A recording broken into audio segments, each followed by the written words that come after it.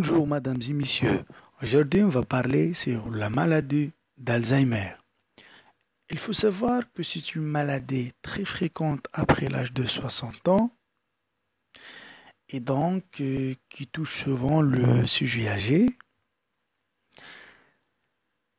C'est un motif fréquent de rentrer en institution et de dépendance, donc la perte de l'autonomie. Et aussi, c'est la première cause de démence. Mais la question qu'on devrait poser, qu'est-ce que ça veut dire la démence? Eh bien, la démence, c'est-à-dire l'ensemble des maladies neurologiques qui altèrent ou bien qui entraînent une altération des fonctions supérieures ou bien les fonctions cognitives. Les fonctions cognitives, on va détailler par la suite qu'est-ce que ça veut dire. Et avant de rentrer dans le mécanisme physiopathologique de la maladie, c'est-à-dire ce qu'on trouve dans l'anatomie pathologique, ce qu'on va trouver aussi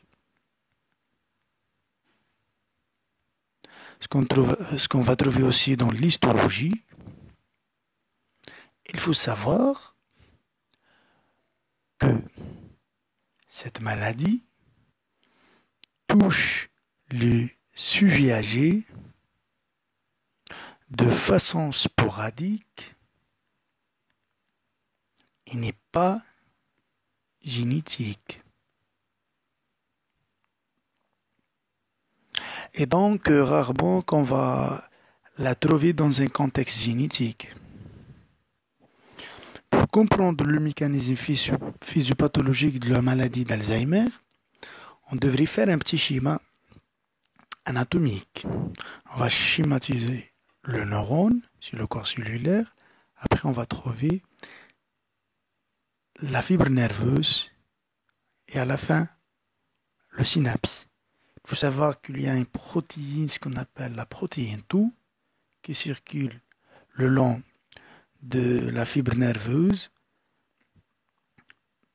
et qui va transporter, c'est un moyen de transport de protéines de corps cellulaire vers les synapses. Et la maladie d'Alzheimer se caractérise par un défaut de phosphorylation de cette protéine tout et qui va engendrer une accumulation par la suite une dégénérescence de la fibre nerveuse, donc une dégénérescence de la fibre nerveuse du corps cellulaire. Par la suite, on aura une atrophie corticale, et qui se localise dans des régions bien déterminées. C'est le lobe pariétal, ainsi le lobe occipital et le lobe temporal. Il y a aussi une dégénérescence au niveau du système limbique et plus précisément l'hippocampe. Et l'hippocampe est une structure qu'on trouve dans le système nerveux central et qui est très importante dans la fonction de la mémoire. Voilà. Mémoire, retenez bien ça. On n'a pas encore terminé l'histologie. Il faut savoir aussi au cours de la maladie d'Alzheimer, on a trouvé aussi des protéines sous forme des plaques, ce qu'on appelle les plaques séniles. Ces plaques, ce sont des accumulations extracellulaires. Donc voici le neurone, les dendrites. Voilà les dendrites comme ça. Et après, la terminaison nerveuse. On a dit qu'il y a les plaques séniles. Les plaques séniles sont des protéines extracellulaires qu'on trouve en dehors du corps cellulaire et de la fibre nerveuse, qui sont constituées à partir des protéines, ce qu'on appelle la protéine bêta-amyloïde. On aurait le prolongement neuronal dégénérée, voilà, et qui favorise aussi ou bien qui provoque aussi la mort ou bien la dégénérescence neurofibrillaire. Tous ces phénomènes qu'on trouve dans le plan histologique vont nous donner, quand on fait l'IRM, des signes anatomopathologiques. Premièrement, comme on a déjà dit, c'est ça l'hippocampe dégénérescence, ainsi au niveau de l'occiput, au niveau pariétal, et au niveau, pariétal ici, et au niveau occipital.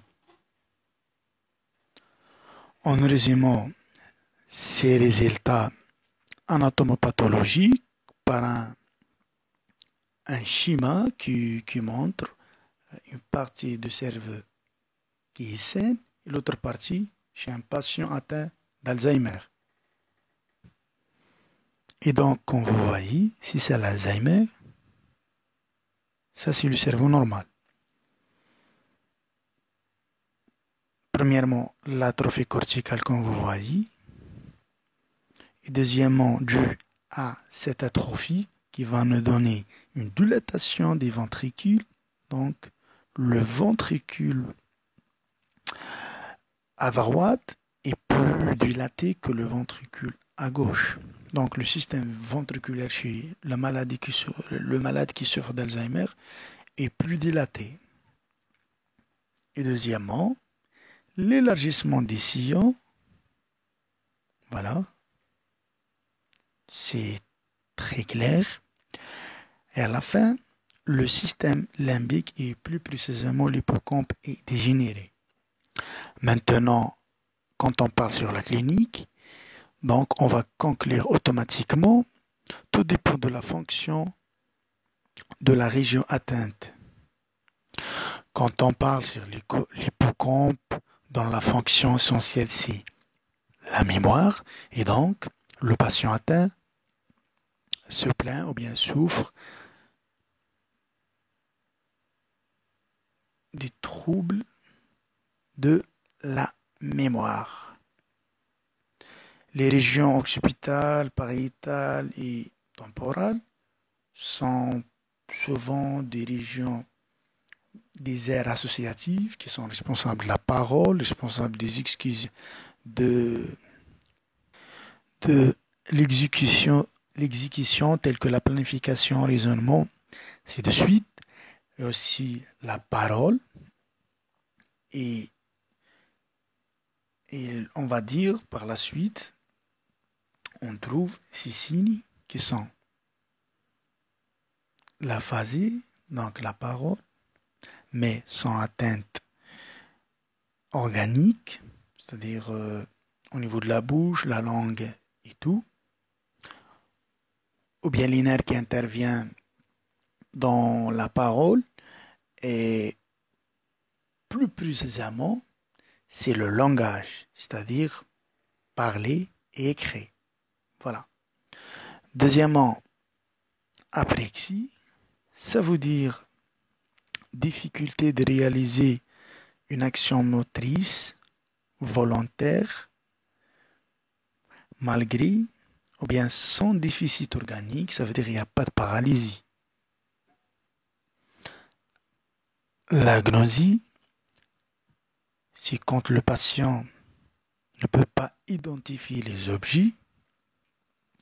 Et aussi un autre signe qu'on devrait citer, c'est la nosognosie, c'est le patient, il n'est pas conscient ou bien il ignore si trouble, ça veut dire il ne sait pas, ils se rend pas de compte que lui il est dans un état critique, voilà. Voilà, c'est ça les signes cognitifs qu'on a déjà dit, ou bien les altérations des fonctions cognitives. Donc, premièrement, résumons ce qu'on a déjà dit. Donc, altération des fonctions supérieures due à une lésion histologique, c'est la protéine tau. et les plaques séniles. Voilà, plaque, qui va nous donner une dégénérescence et atrophie, dégénérescence neurofibrillaire, par la suite une atrophie du cerveau. Voilà, c'est un cerveau très petit par rapport à un cerveau normal, comme ça. Atrophie du cerveau, donc, va nous donner des signes déficitaires qu'on a déjà parlé, qui sont les fonctions supérieures. Et je viens de finir le cours. Merci beaucoup pour votre attention. Ciao, ciao.